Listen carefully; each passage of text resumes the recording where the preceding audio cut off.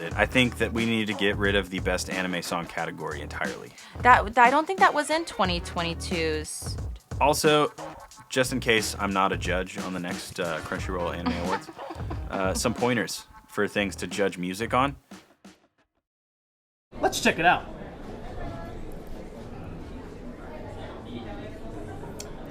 All right, and then...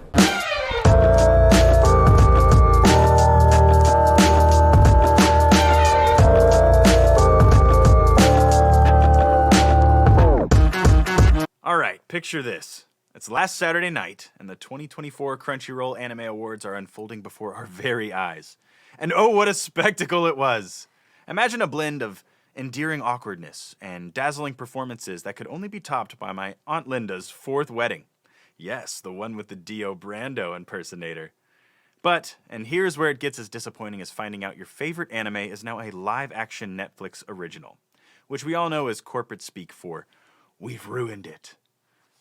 The whole shindig was as rushed and disorganized as a toddler's explanation of quantum physics, effectively taking a sledgehammer to what we call production value. Now, let's talk about the pre-show, which started off on the wrong foot by actually starting late. This should have just been a minor hiccup, but it caused confusion and ruined the pacing for the rest of the show. The hosts were as introduced as I am to restraint at an all-you-can-eat sushi bar, and the transition to pre-recorded videos was about as smooth as Geodude's face. They even had to recycle presenters as if they were trying to win some sort of eco-friendly award for most reused host. And, bless their hearts, you could almost see the panic in the host's eyes as they frantically searched for something, anything, to talk about. But let's not be too harsh on them. After all, they were tasked with presenting a whopping 20 awards in less than an hour.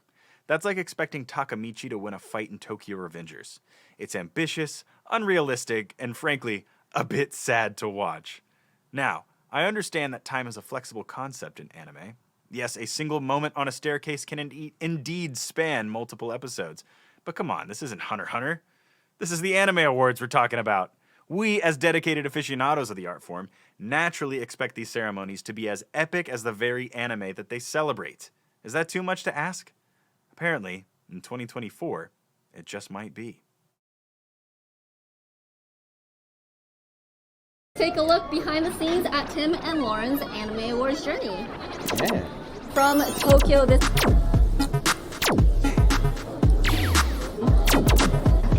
Another finger down, bang bang. Fast boy started. Throw it over to her. Seconds away. Now! Okay, chill.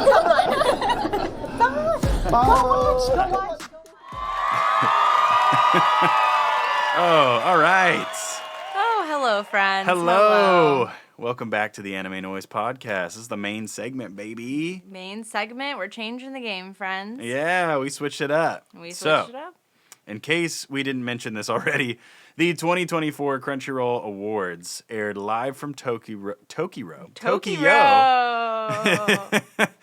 The Crunchyroll Anime Awards aired live from Tokyo on March 2nd. There were award presenters from all walks of life there to present awards and be a part of the function. Man. Which was so hard. Oh my gosh. To stay up that late, because you remember, Tokyo is far ahead of the United States. It was... So... it was such... Yeah, we actually fell asleep. We couldn't stay awake through the whole thing, which was... shameful on our parts. We did really try, though. We seriously tried. No. I would like to preface this Emily that took I a nap. had work at 7 a.m. that morning, of Friday morning, and then I stayed up until as long as I could handle it, and then I decided that I needed to take a nap, took a nap, and that wasn't enough. So fell asleep, with like 30 minutes left? I have no idea. I 20 was already minutes? asleep. Yeah. I stayed up We the whole time to try to get to like the starting point, but it didn't happen. We did go back and finish watching it. We did. So we do know what we're talking about. So let me just also say that. But this was a an interesting Crunchyroll Awards. But for the very first time, the Crunchyroll Anime Award theme song was written, performed live Oh yeah, that's right. That was awesome. by none other than Hiroyuki Sawano and Kota Yamamoto. Yes. So on a very pleasant and wonderful note, that was so great, so fitting for us because obviously we love Sawano, but we also are into music in general. So getting to see that performed live and for the first time was actually beautiful. really beautiful. That was a fantastic performance The- all around. The whole orchestra was just on point. Like you heard one large violin section, one large string French section. French horn section. Like your sections were just so beautiful. Good job. And that's the goal, right? You know, like just to make sure that unless it's like funk music or something, which it's not. The whole wasn't. point isn't to be syncopated; it's to just act as one in a big pool of harmony. Man, that was insane. Yeah, it was amazing. It was really fun to watch. And then we also got to see an amazing performance by Shing02 and a great tribute to Samurai Yes, Champloo for their yes, 20th Battle anniversary. Cry. So that was really fun to have those graphics on the screen. And the way they had the screen set up too was really cool once you were inside the ballroom. So there was a really pretty tribute to Samurai Champloo and a great performance by them. The Crunchyroll Anime Awards. What can we say? Those were really great attributes, but unfortunately, with all of the highs of such a spectacular and anticipated night, came quite a few lows from the production and its delivery. Yeah, that was if you couldn't tell how I felt about it from the monologue that I just played for you guys. That was disappointing, a lot, like especially the translator. Yeah. Oh man, That was rough. We did see his face in the pre-show. If that was the same If that guy. was the same guy, I don't recognize the voice. I Like didn't going recognize back his and voice. watching it. So the problem with the translator from a watcher perspective was that I felt like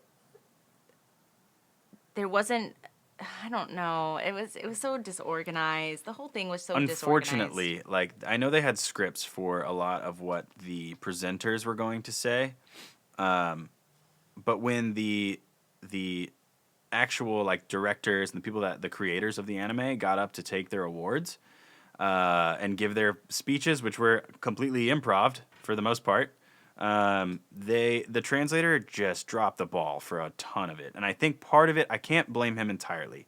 I think part of it was the production setup from Crunchyroll that he couldn't hear what they were saying, or they just were too far away from the microphone. I don't know. There should have been a delay on the stream or something, just so I would have rather read subtitles that were a little delayed than get nothing from their speeches for some of them. It was very distracting. I Distracting. think because he was so late, like they'd be walking off the stage and he would already be doing it. Or at the every time there wasn't an improv and it was just like the presenters presenting the next I guess they were the hosts. Would you call them the hosts? Oh yeah, they were hosts. The You mean hosts? the two? Yeah, the male and female speakers? Yes, Yeah. and so when they were up, of course they knew what to say. So Because it was scripted. Because he would deliver it, but he would run through the whole script, and they would be sitting there talking for 30 seconds after he was done with the English translation. The female translator was much better, but yeah. unfortunately, all of those A male-dominated industry. Yeah, it is a super male-dominated industry, and I'm like, I would have rather had her translate for male speakers. It doesn't bother me any. Like they're not doing a dub, they're just translating. I mean, think about a sign language. Yeah. It translator. Doesn't matter. It doesn't matter what gender. It doesn't matter the gender. And also happy International Women's Day. Yeah, that's right. That's right. A couple days ago. But yeah, so that was really distracting. And on top of that, you also had Jujutsu Kaisen sweep the fucking floor with all of those nominees. That was oh my god. Jujutsu Kaisen. Don't get us wrong here. They earned every part of it. They really 100%, did. yes. I will say though, there was a lot of confusion when it came to what season you were voting for, what cower you were voting for Jujutsu Kaisen.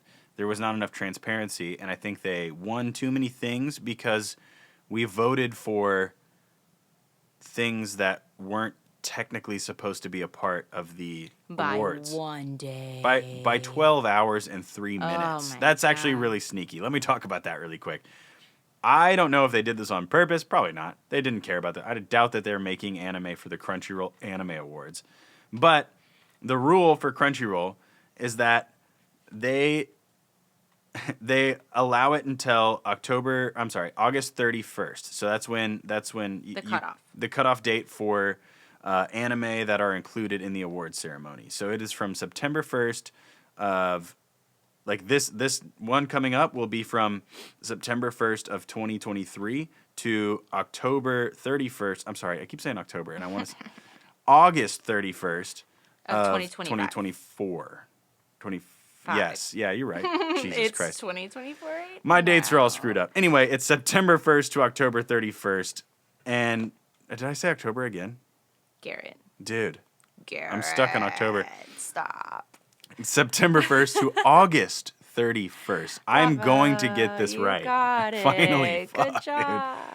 Man. But yeah, they released the second cower, which is technically allowed to be voted on August 31st at 11:56 a.m. So They're sneaky. they're Little sneaky. Sneaky I don't know if you did that on monsters. purpose, Mappa, but good job. Good that's job, Why you you won did all, it. that's why you swept the Crunchyroll Awards. Yeah, and you know, in all honesty, I was surprised to see anime like Heavenly Delusion even included on the list of nominees. So it was really unexpected and fun to see those nominees even there, considering how much the shonen anime really like overpower everything. Yeah.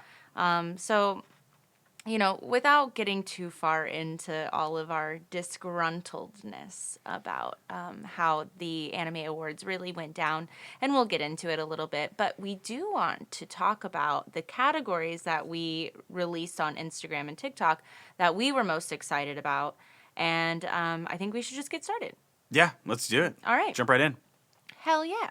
Well, Anime of the Year, I'm going to start with that. I'm going Okay. to start with that because I do actually think that JJK deserved this. I do think that if we're going Especially if off we're including of, the second cower. if we are including the second cower, that We was shouldn't be. amazing. All the 20 minutes, all the 23 minutes that were involved in that episode never felt like it was 23 minutes. It always just goes on by, which is exactly how I feel about Solo Leveling. Yeah. Oh, So yeah. if Solo Leveling doesn't get Anime of the Year next year, then I need to find Well, I mean, we a got new pastime. plenty of year. We have until August 31st. So It's true. It's true. So we wanted Vinland Saga or JJK to win, which Vinland Saga, if you haven't seen it, is full of history and action and beauty. The soundtrack was beautiful. Like that, Vinland Saga was great. But we really thought that Chainsaw Man was going to take Anime of the Year because it got so much hype so much hype. at the beginning of 2023 when it was released for the winter 2023 season. It was winter, right? Not spring. I think it was winter. It was released in like January or something. I don't remember it now. Okay, well, that's okay.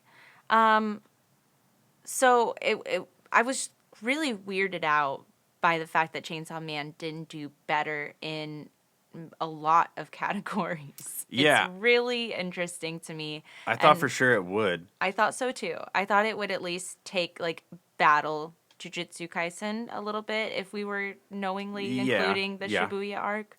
Yeah, the Shibuya arc. Again, it really should not have been included. We should have been a little bit more transparent on what we were voting on. But then again, That's We're a past lot that. to do with Crunchyroll. So, what actually won was Jujutsu Kaisen. So at least it wasn't a surprise. Yay! yeah.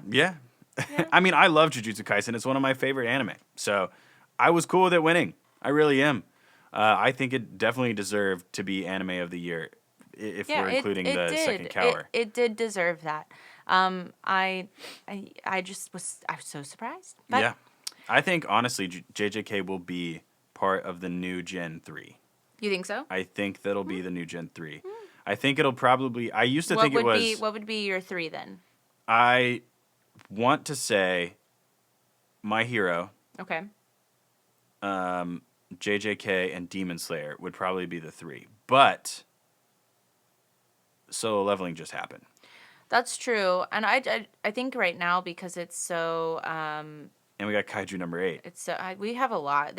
I'm so excited. 2024 is going to be a great year for anime, and so I'm really pumped. excited about it. I really want to know what you guys are excited for in 2024. I feel like we're all flying off the seat of our pants in 2024. So we need to talk about things we're looking forward to. Yes, that's right. That's right. But first, before we talk about things we're looking forward to, we got a little off track here. I know Emily wanted to talk about some of the music categories of the Crunchyroll Anime Awards. The fucking A. What is best anime song? Like, seriously, we're going to talk about best anime song, but Yeah. I would like a little bit of specificity on what actually should be included in the category for best anime song, because to me, this shouldn't be a thing unless you're saying best insert song or best song off the soundtrack, if we're getting nitty and gritty about it. But including songs from anime that are also in other categories, because that's what they were, seems a bit redundant to me. It is very redundant. I think that we need to get rid of the best anime song category entirely. I don't think that was in 2022's Anime Awards. We got to keep. Or We got 23. Who said it? What was the article? I know I quoted this in the monologue, but I'm recording the monologue tomorrow. If I'm being totally honest with you guys. We read an article about somebody had just pointed out that there shouldn't be the best anime song. There should just be four categories, actually. Best opening sequence for like a combination of music and animation, and best ending sequence, of course. And then you should have best opening song and best ending song. Those should be 4 categories. They really should. It was Anime Corner. Anime Corner posted an opinion piece on that, and I agreed with a lot of the points that were in there. They were discussing like ways to make the Crunchyroll Awards better. Yes, and I agree with most of those things. And we agreed. There were things that we thought were a little different, like the way that they thought that the voting should work. I disagree with the points that were made. Yeah. But definitely go check out that article if you are interested. We'll leave a link for you. Yeah. Somewhere on this. So best anime song, we wanted Bochi, the Session Complex. Yes, that song was badass, dude. And here's why we wanted it to win. In the reality of it, we absolutely knew that it wasn't going to win. But here's why I believe that it should. The song freaking rocks. It does rock. It rocks. And it rocks your socks off. If we're going to be in a category that talks about anime songs, and you're pulling music, and in my opinion, Bochi in herself is such a great inspiration for especially me, an anxious musician who has anxiety and stage fright. Yep. And she has severe anxiety, and she gets on stage and she's a little scared, but she rocks the hell out. And it shows a motivation, like, oh man, if this crazy awkward chick can do that, then I certainly can get on stage and vibe with the music. As a matter of fact, everybody should be able to do it, because even if you have to put a bag over your head or a mango box or whatever she used, if you need a box of mangoes, put it over your head. There are plenty of people that wear masks and perform. And if that's what you need, I mean, it's a weird approach, but like I kind of feel the same way about dancing without my bass. I can headbang and dance on stage all night long if I have my bass in front of me. But the minute you take it away, I feel weird about dancing. I don't know what it is. But the same goes for some people who perform. And if you want to wear a mask, that's a great gimmick. Look at Buckethead. Look at EDM, Elohim. Look at Daft Punk. Gwar. Look at Gwar. Like, you've got all kinds of different genres where they're many. doing the same thing, and they have masks or gimmicks, and maybe they're not wearing it Marshmallow. for anxiety, but who cares? Who cares? Because you are going to make it your own. Yeah. So take it from Bochi. This should have won. What we thought would win was Hell's Paradise, also another one that I feel like didn't get as much recognition as I feel like it should have. Yeah. What a premise. I don't think that a lot of the judges watched Hell's Paradise. Yeah, I guess not. But It lost too many things. And it doesn't have to win everything. But I don't know. That was I'm surprised it didn't win Best Fantasy. Or which one won Best Fantasy? I can actually look that up right now. I honestly think that part of the problem with all of this was just knowing that there's only so much that, like, obviously not everything is going to go the way that we want, and that's totally fine. But it's the matter of the variety. Like, every year something sweeps the whole floor, but I know that it's not the best in every category. What won Best Fantasy was Demon Slayer. I agree with that. I think Hell's Paradise think is a better fantasy than Demon Slayer is. I really do. I think that Demon Slayer definitely should have won more in other categories. Agreed. But I also think that Hell's Paradise has such a story that sucked you in, and you got sucked in real fast. And the animation is beautiful. It really is. Everything about it is great. So there's a lot of disappointment there. But it's got that particular song, "Work" by Ringo Sheena and the Millennium Parade. It was really hard to pick which one we wanted. Those all were actually pretty good songs. We did not watch the actual winner, which was Oshinoko, or Idol. We didn't watch that one, but we thought that Hell's Paradise would work because it's got a great blend of rhythm and rock and pop aspects. Like, that's a good balance. It was very balanced. Yeah, it's an enjoyable song. It's super entertaining. Mm-hmm. But let's move on to the best score. The bread and butter. Yes, that's like kind of like the bread and butter of our whole show here. I know that we wanted Chainsaw Man or Suzume to win. Those were both fantastic scores, and I mean, I'm not upset with who won either. No, we thought, and we guessed right. it. We got it right. I mean, he's a fantastic composer. Hiroyuki Sawano is a phenomenal composer, and they all deserve to win it. I don't think I've heard really a bad OST for a long time. That's true. Honestly, I can't remember. I'm sure that we heard a lot of OSTs that had some music that were, like, I think Rascal Does Not Dream of Bunny Girl Senpai.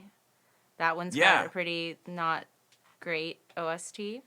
But there were a lot of great choices for the OST, but you just, with Sawano and Yamamoto, like, you can't outdo them. I'm sorry. It's almost impossible unless you're Kevin Bacon. Kevin Bacon does a great job too, but it's like, I mean, all the musicians that they choose to work with as well. I mean, something that you have to remember as a composer is most of these composers know the instrumentalists that they're writing for, or they write melodies and harmonies with the instrumentalists in mind. Hans Zimmer talks about that all the time. And I think that's what makes them such good composers, is because they can get the best performances and the best tone out of different people, which I think is really cool. That is, yeah. And Hiroyuki Sawano is a master at it. He's so good, and he builds that the tension in all the right places. He creates worlds. And I'm actually, I created a reel the other day that I can't wait to post, because it shows how impactful music really is on a scene. And this is actually really fitting because It's also Hiroyuki Sawano. It's because it's Sawano in Attack on Titan. So good job to that. Good job to all of the winners, but particularly this one, because it's truly deserved. Also, just in case I'm not a judge on the next Crunchyroll Anime Awards, some pointers for things to judge music on. Talent, creativity, and probably have a musician judge this, or maybe a pair of people, because talent and creativity are huge when coming up with a score, but also how well it fits into the scenes of the anime, how well it fits and creates the emotional setting for that anime. That is even more important than just how good somebody played or just the genre that they chose. Absolutely. It's got to fit the characters. It's got to fit the colors of the scene. It's got to fit so many different things. It has to fit the anime, and that's the biggest and most important thing. Yeah, absolutely. Which leads us into the next one, which is the best opening sequence and then followed by the best ending sequence. Yes. This is where we start to get a little frustrated. Yep. So, best opening sequence, we wanted Heavenly Delusion to win. I think that rock songs in an anime just vibe. They're a vibe, right? Yeah. They're Especially for like action anime, which most of sci-fi anime even. Yeah, most of these anime that we're watching, because it was the Shonen Awards, you know, most of them will have rock or should have rock probably, or at least some really heavy hitting hip hop or something like that, depending on the anime. It is disappointing to see the opening sequence, which was honestly my least favorite opening sequence, I think, for JJK, because that's what won. Yep. That was my least favorite opening sequence out of all the nominees, for sure. It was not good. Nah, sorry, that's my opinion, but it wasn't a good fit. I just think that there were better, if we're looking at the whole thing, right? We're looking at the music and we're looking at the animation for that opening sequence, then JJK didn't have the sequence part down. I definitely didn't even like the song.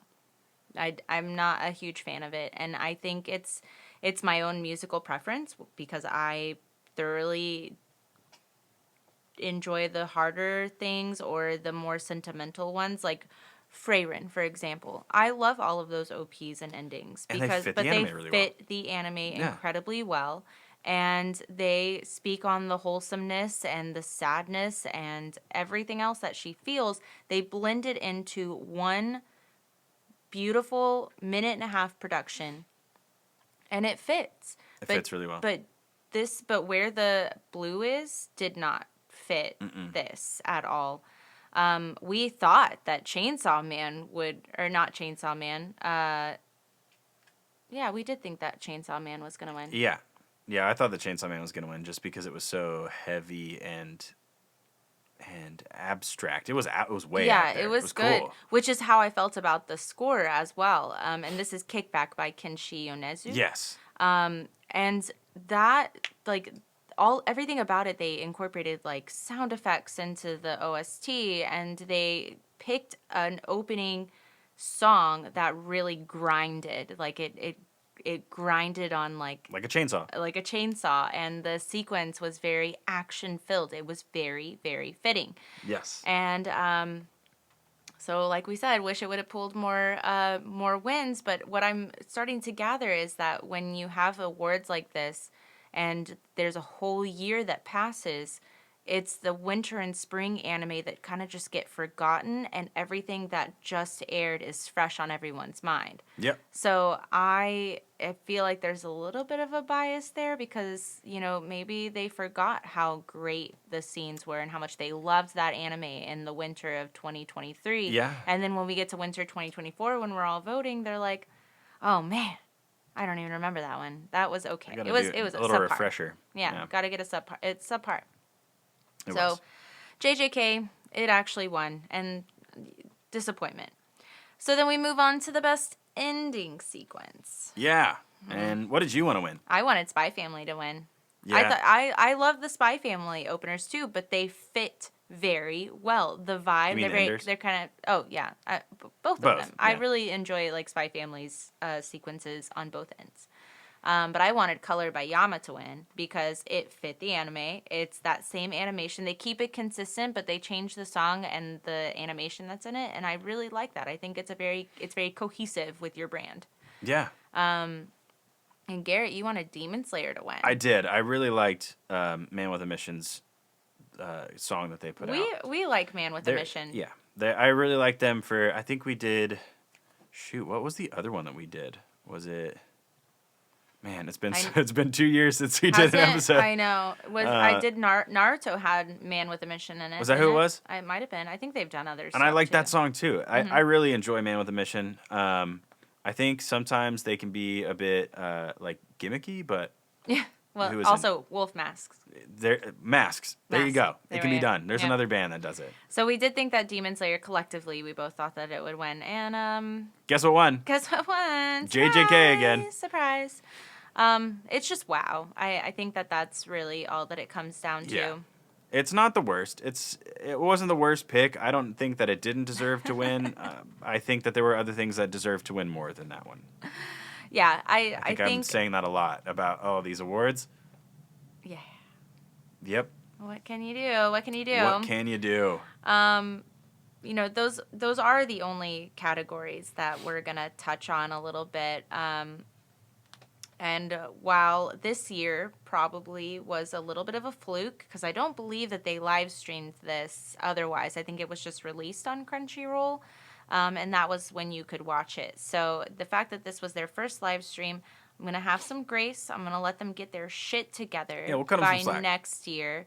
But I think that if by next year we haven't gotten a little bit of a better production value and just a little bit of a higher quality, I think we'll just be paying more attention to the Anime Trending Awards. Yeah. Yes, the Anime Trending Awards. Well, man, I think that is that it? Does that bring us to the end of our show, essentially? Yeah. I think we're, like we said before, we're gonna keep these a little shorter. We probably will go over our mark for sure, but at least we are still keeping it short, and we're not just like going off we only went over it by about 5 minutes. Oh, look at that! Not too bad. I think that was mostly my fault. It's a family curse. It runs in the Irvin family on my mom's side. We don't shut up. Look, it's happening right now. Garrett, plug our precap. Let's go. All right. Well, next time we blast your ear holes with anime noise, we will be talking about piracy and fun stuff and the effect it has on the anime industry. And we'll be discussing the potential future of streaming our favorite shows. Yikes. Yeah. It's going to be a fun one. Tons of research to do. Lots of things to explore. So stay tuned for that. Yep. And, well, this is the end of our show. There is one more thing that I would like to touch on. Go ahead, Gary. It took me a little longer to record this than I had originally anticipated, because I really didn't want my emotions to get in the way of my admiration and gratitude towards a man whose art was so deeply ingrained into my childhood, my character, and my attitude about life. So much so that in my adulthood, I now have the pleasure of utilizing my home studio and all of this equipment around me, and the skills that I've acquired from never giving up on my own dreams, just like the stories he told. Utilizing all of these things to create this video for an anime-themed podcast for Kami's sake. I mean, how much more impactful can you get? Oh, I know. How about triggering the global popularity of an entire art form? I mean, what's next? Is someone going to invent legitimate Capsule Corp technology? I wouldn't be surprised, not after everything I saw this past week. This was one of the biggest cases of global heartbreak for a single human being that I've ever seen in my entire life. Hell, to say that I was heartbroken is a severe understatement, especially since it was just back in January when Mr. Toriyama excitedly announced that there was going to be 10 more years of Dragon Ball. It's a tragedy when not just an incredible artist, but an incredible human being gets taken before they're ready, when they still had work to do and love to give to their family. To me, it feels like a piece of my inner child was just forced to grow up, and not in a good way. It did, however, remind me of a conversation I had with my grandma when she was still alive. In my teens and 20s, I would occasionally ask her, what's the worst part about getting old? And two of her answers really stuck with me. She said, the worst part about getting old is, 1, outliving your friends, and 2, losing the footsteps that you were following in. It's been at least a decade since then, and I could not agree more with her answer. But I never got to tell her that I figured out the real meaning of her response. Whether it was intentional or not, the actual lesson in her words is, don't follow in the footsteps of the masters. Seek what they sought. And don't ever be afraid to show your gratitude. Do your best to thank the people you're grateful for while they can still hear you. To the Toriyama family, I send my love and condolences and wish you a very brief but meaningful healing process. Farewell, Akira Toriyama. Thank you for everything.